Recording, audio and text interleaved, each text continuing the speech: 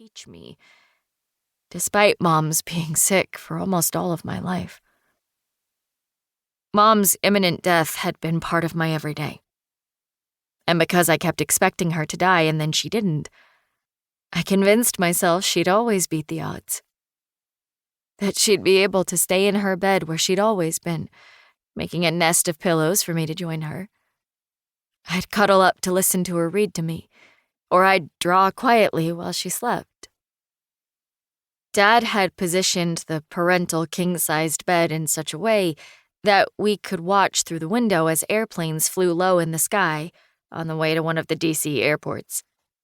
We'd tell each other imagined stories of the great adventures that the passengers had just lived. Mom's gentle smile and creative way of viewing life. I still needed her. I never really got a chance to mourn her passing. Not properly. Right after her death, my life had spun out of control. I became the focus of a serial killer who started a parade of criminals through my life. They were now in my past. And I was slowly recovering, both physically and emotionally, from the years of terror.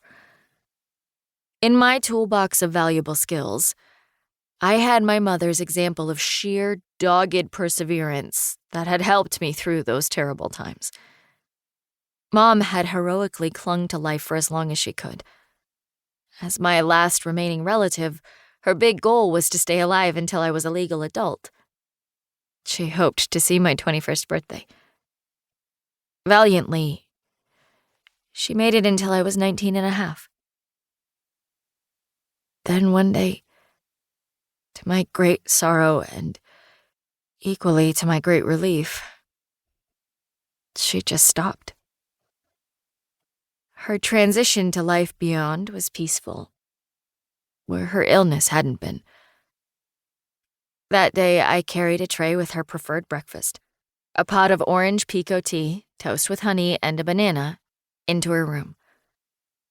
The stillness as I pushed through the door stood like a sentry. It stopped me from entering. Hovering in the hall, I looked through the crack and realized that the room was empty, though Mom was in the bed. She had traveled from this world to the next, joining Dad on the other side.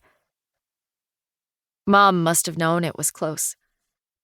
She went to bed that night with my pink baby blanket and had it clutched to her chest. When I was very little and couldn't sleep, Mom would wrap me in that soft pink blanket and carry me out to the tiny balcony off the living room in the Washington, D.C. apartment where I lived my entire life, until it burned to the ground. I loved that apartment. It was the center of my own special universe. Outside, with the white noise of the highway buzz, Mom would cuddle me into her as she soothed me. I would block the smell of the city by burrowing my nose into Mom's dress. The savory scent of garlic and onions, spices, and lemony dish detergent would fill my nostrils. It was bliss. All the strains and upsets of my little life fell away with the steady cadence of the old-fashioned wooden rocker's creaks and thumps. Mom hummed nonsensical notes instead of any recognizable melody.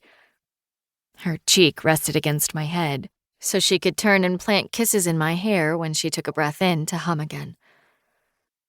When she did sing an infrequent song, it was usually something monotonous and straightforward, like, "Row, row, row your boat." The truth was that Mom's talents were visual, and she had minimal capacity to find a beat or a melody. It embarrassed her because Dad and I both had good voices. Dad had been in a band all through college. He'd had to make a choice at some point to give that up to follow his career with the CIA. Imagine sitting on a dorm room bed and thinking, will I be a spy or a rock star? My dad was a rock star to me, even if he made the choice to let his music become an avocation. Mom liked to listen to us singing together, but